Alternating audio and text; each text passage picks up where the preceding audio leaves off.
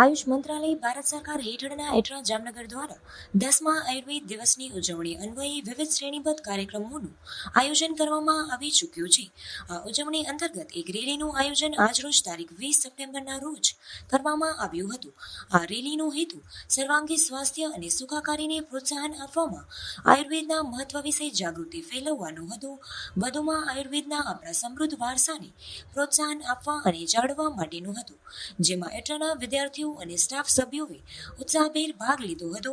રેલીને સંસ્થાના director pro વેદ બીજે પાટકેરી દ્વારા પ્રસ્થાન કરાવવામાં આવ્યું હતું, તેમજ ડીન ડેપ્યુટી ડાયરેક્ટર વિભાગ અધ્યક્ષો અને કર્મચારીઓ પણ તેમાં જોડાયા હતા.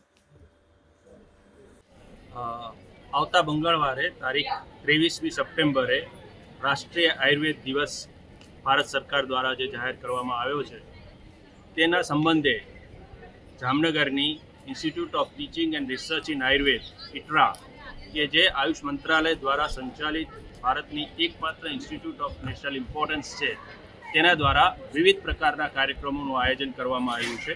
જે પૈકી આજે જામનગરની પ્રજામાં આયુર્વેદ પ્રત્યે જાગૃતતા વધે, આયુર્વેદનો વધુ પ્રચાર પ્રસાર થાય એ હેતુથી એક રેલીનું આયોજન કરવામાં આવેલું હતું.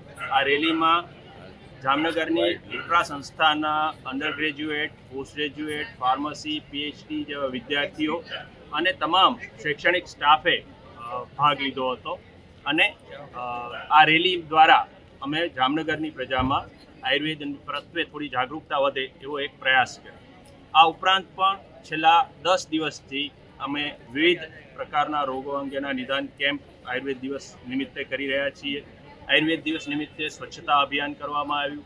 આયુર્વેદ દિવસ નિમિત્તે આગામી દિવસોમાં 2 મોટા કાર્યક્રમો અમે કરવા જઈ રહ્યા છીએ, જેમાં 23મી તારીખે ડિજિટલ ટ્રાન્સફોર્મેશન ઓફ આયુર્વેદ કે જે એક આ વખતના આયુર્વેદ દિવસની સબ થીમ છે, એના ઉપર એક ઓનલાઈન લેક્ચર સિરીઝનું એક સેમિનારનું આયોજન કરવામાં આવ્યું છે.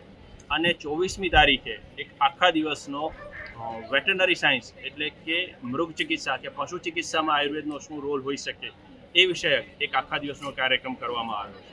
આ ઉપરાંત પણ ઔષધીય જે અમારા ઔષધીય બગીચાઓ છે, હર્બલ ગાર્ડન્સ છે, એનો પરિચય મળે એ માટે જુદી જુદી કોલેજો અને શાળાના વિદ્યાર્થીઓએ ઔષધિ બગીચાઓની મુલાકાત લીધી, સંસ્થાનના કેમ્પસની મુલાકાત લીધી, એમને આયુર્વેદનો પરિચય કરાવવામાં આવ્યો. આ પ્રકારે અનેકવિધ પ્રકારની પ્રવૃત્તિઓ 10મા આયુર્વેદ દિવસ નિમિત્તે સંસ્થા દ્વારા થઈ રહી છે. નામ બોલો. હા, હું પ્રોફેસર હિતેશ વ્યાસ, આ સંસ્થાનો ડીન ITRA જામનગર.